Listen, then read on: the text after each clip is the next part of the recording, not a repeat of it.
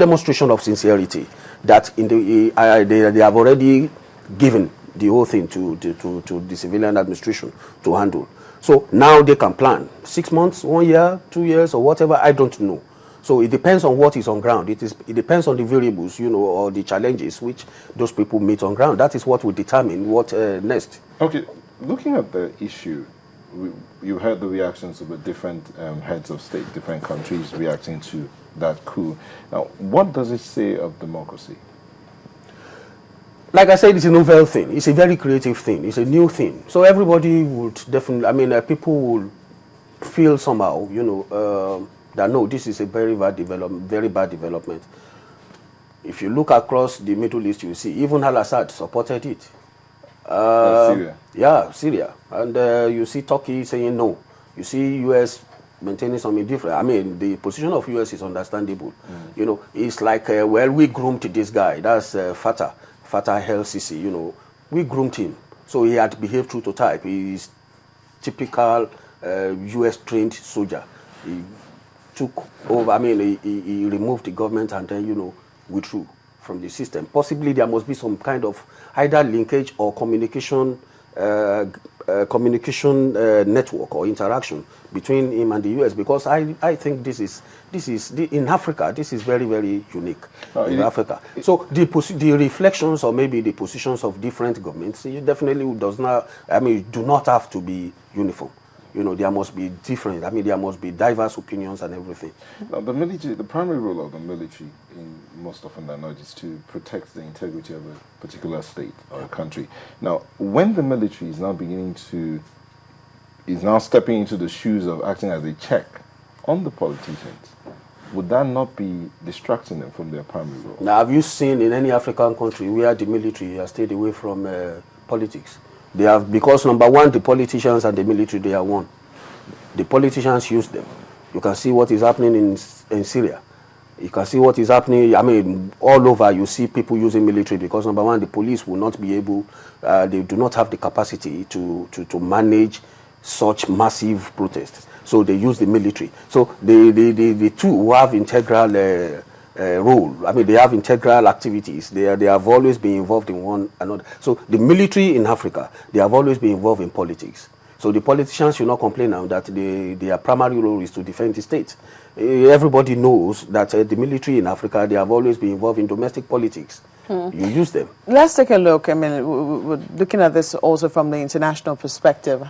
You've talked about Western Western governments and also responses from the Middle East. So far, so good. A lot of African countries have been quiet on the matter. Even the AU has been quiet. But their charter on democracy, good governance, and Charter on Democracy and Good Governance also talks about, sanctions in the cases of unconstitutional changes of government. And they have that in Article 23.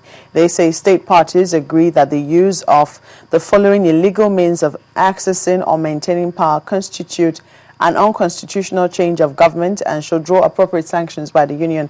They have gone on to list how, the legal means. One is any partial coup d'etat against a democratically elected government. Can we call this a coup d'etat?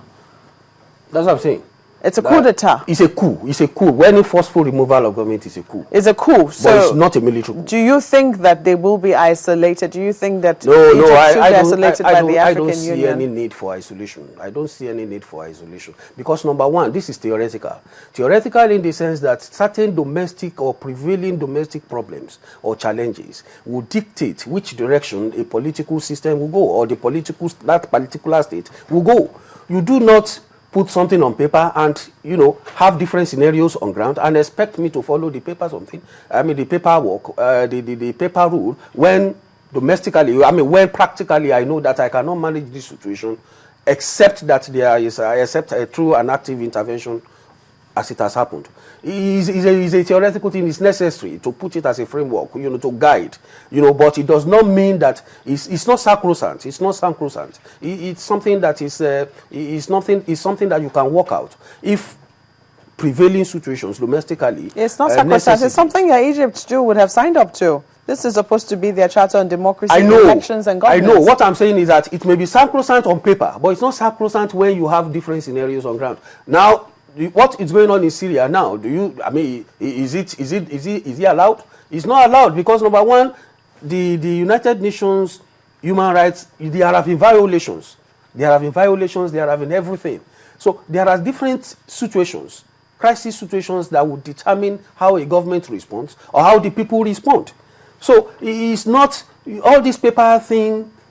Fantastic. I'm not saying that they are not good, but I'm saying that each government will have to determine what will happen. See what happened in 1993 in Nigeria. See what happened. You know, we came out, you know, for the June 12th thing, we came out, you know, but ordinarily, this kind of thing, it was a government thing. He said this is annulment. The government annulled, and that was a government action. But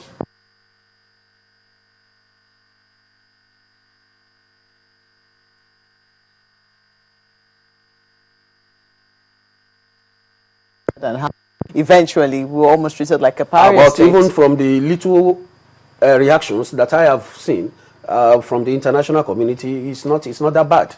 It's not that bad. I mean, US is not opposed. Britain is not opposed. You know, so what are we saying? Only Turkey. Yeah, the one I've read is Turkey. They've talked about concern, you know, for the yeah, state it does not of things. matter when a situation like this, happens. You show, you express some concern. You express your concern. It's normal, but you know, you express concern because you don't know how it will unfold. People were waiting to see how sincere the military will be, and from what has happened, I think that they are going to withdraw because if the people are withdrawing and they are going back, and except when there is still crisis, then they can manage. They can stay and manage. Are they not more concerned from the area of precedents? You know, what kind of precedents does this set for emerging democracies all across Africa? Are you saying that? Are they what? Are they not more concerned looking at it from the area of precedents? I mean, what kind of precedents is set for emerging democracies, for democracies that are trying to stabilize? Because, I mean, look at the man who's been barely 1 year in office. His tenure has been characterized by lots of protests. People will say he was barely given the chance to, you know, do any work whatsoever. And then when the people got fed up, the people in quotes, because I mean, even now there is a contention on that word people. Which people? How do we know the majority of people? You know, who are these people? Aside that, what about waiting for the constitutionally mandated time for his tenure to expire? Then you kick him out through the ballot box. No, it's unfortunate that you expected the people to have waited for long, because number one, they are the people who are feeling. They are feeling the hardship. They are the people who are going through the hardship and the misery. So they could no longer, like one Egyptian said, that well, they could cope with deprivation but not humiliation. So now we have both. We have deprivation, we have humiliation, you know, to the people. Their rights are being encroached upon. Number one, the prosperity you promised them did not. When you are campaigning, you have some promises that you're making to the people, and we expect that. Well, you are saying, immediately I get there, I will do this. The man made some promises, and unfortunately, for 1 year, he has not been able to fulfill any. Because number one, there is still serious problem of, there is economic crisis, serious economic crisis. And restoration of light for 1 year. You know, people still don't have light. You know, massive, I mean, they don't have light in most. And when you compare this situation, the people protested just against Mubarak, you know, no massive destruction as it happened in Iraq in 1991. Massive destruction, serious destruction by the Allied forces. Yet, what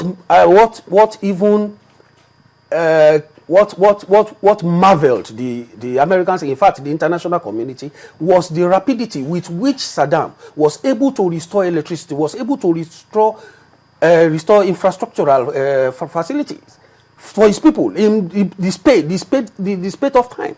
So it's terrible now. There was no war, nothing. Then what was delaying the restoration of light? Okay, these people are not used to that. I mean, to the idea of light failure, lack of water, and all sorts of things. And for 1 year, you want them to be so. For how long will they wait?